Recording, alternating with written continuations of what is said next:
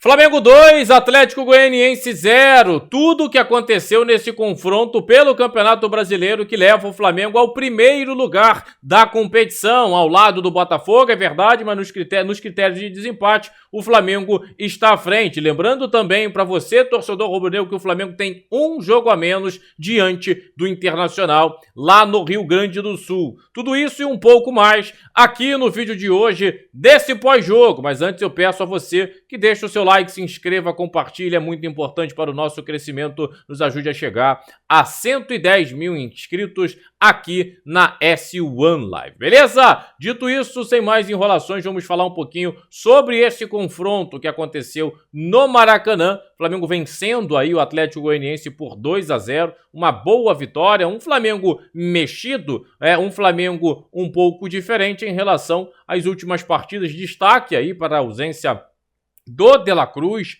né? Enfim, um jogador que vinha nos últimos jogos abaixo, né? O torcedor até, de certa maneira, né?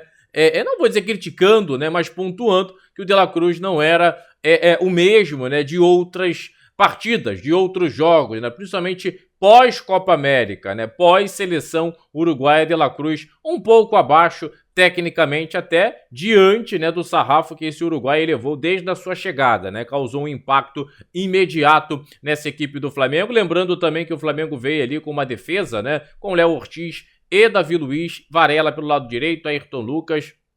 Uma equipe um pouquinho ali, vamos dizer assim, mexida, né? O Gerson ao lado do Pulgar, Arrascaeta um pouco à frente, Cebolinha, Pedro e Luiz Araújo, né? E o Flamengo começou, né, buscando pressionar a equipe do Atlético Goianiense no Maracanã, que tentava se defender, né, que buscava principalmente, né, compactar bem os setores para dificultar, obviamente, ofensivamente essa equipe do Flamengo, né, que foi se soltando aos pouquinhos, né? Eu até esperava um pouco mais, né, de mais pressão, de mais intensidade, mas o Atlético marcava bem, o Flamengo tentava de certa maneira trabalhar pelos dois lados nessas jogadas e também por dentro, mas encontrava um pouquinho de dificuldade no meu entendimento. O Flamengo, de certa maneira, viu ali o primeiro tempo passando, né? O torcedor que se fez presente no Maracanã já esperava, né, um gol rápido, até antes ali dos 10, 15 minutos iniciais, que geralmente, né, qualquer adversário pressiona o visitante, e o Flamengo não é diferente com o apoio da sua torcida no Maracanã, né? Dentro desse jogo, onde o Flamengo tentava estabelecer essa pressão, criar situações de gols, veio o gol do Flamengo aos 19 minutos com o Pedro, né? Uma jogada pelo lado direito, né, que se desenrola um pouco por dentro, cai ali no Arrascaeta, e aí a qualidade do uruguaio, né, em achar um cruzamento com o Pedro antecipando ali no primeiro pau, né, e fazendo o Flamengo 1-0 em cima do Atlético Goianiense. Certamente o que se esperava, né, o torcedor que estava no Maracanã, e até mesmo quem não estava, era que o Flamengo continuasse a pressão e achasse até o segundo gol, principalmente contando com uma desatenção, né, ou o próprio Atlético Goianiense sentir esse primeiro gol e desabar. Um Atlético que vem com muita dificuldade na tabela no Campeonato Brasileiro. E o Flamengo, de certa forma, não conseguiu pressionar tanto como o torcedor imaginava, como eu também. É lógico, que é um Flamengo um pouco mexido. O Flamengo, de certa maneira, foi controlando um pouco as ações, mas eu acho, até pela fragilidade, até pelo comportamento, né, da equipe do Atlético, que tentava, à sua maneira, atacar o Flamengo, dando espaços, né, em alguns momentos, o Flamengo pudesse aproveitar, né? Uma das críticas que o torcedor até faz, né? O Flamengo tem espaço e acaba não aproveitando. E aí acaba sofrendo muito para vencer os adversários, como foi, né, na última vitória, né, antes desse confronto diante do Atlético Goianiense, que foi contra o Vitória no Barradão. O Flamengo encontrou espaço e acabou não aproveitando, né? No primeiro tempo também foi um pouco assim, o Flamengo saiu, né, para o intervalo com 1-0 no placar, né, e a minha sensação é que o Flamengo, se aumentasse um pouco a rotação, poderia ter encontrado o segundo gol, né, já no primeiro tempo, e aí encaminhado de vez, né, essa vitória diante do Atlético Goianiense. Veio o segundo tempo, o Flamengo, de certa forma, também voltou como terminou o primeiro tempo, né, tentando administrar, tentando em alguns momentos subir a pressão, né, trabalhando um pouco lá pelo lado esquerdo com o Cebolinha, ora aqui por dentro com o Gerson, com o próprio Arrascaeta se mostrando bem desenvolto, né? Um jogador realmente que tem essa qualidade, que tem essa construção. O Atlético Goianiense tentando marcar o Flamengo, né?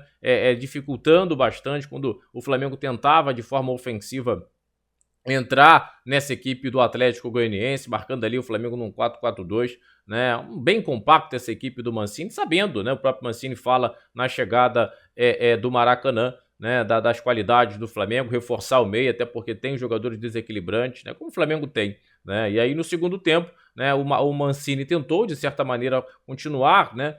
Marcando o Flamengo, mas tentando sair um pouco mais, até porque se via em desvantagem, e aí o Flamengo encontra, né, pelo lado esquerdo, uma boa jogada com o Ayrton Lucas, ele penetra dentro da área, rola para trás, e aí a qualidade do Arrascaeta, né, aos 16, 17 minutos da segunda etapa, dá-lhe uma chapada no canto direito do goleiro do Atlético Goianiense, fazendo o Flamengo 2-0 no placar. E a partir daí foi um Flamengo com o, vamos dizer assim, a mão no freio, né? Puxou o freio de mão, começou a controlar um pouco mais a partida.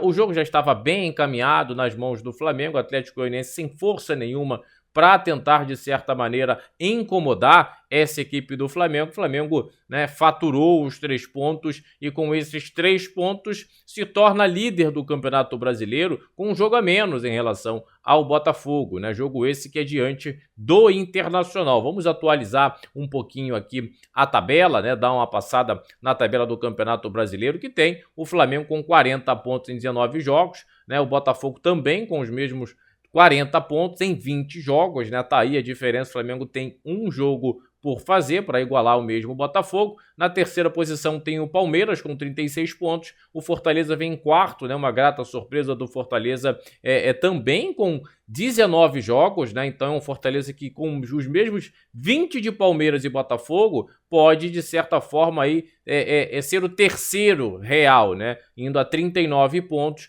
e com 20 jogos.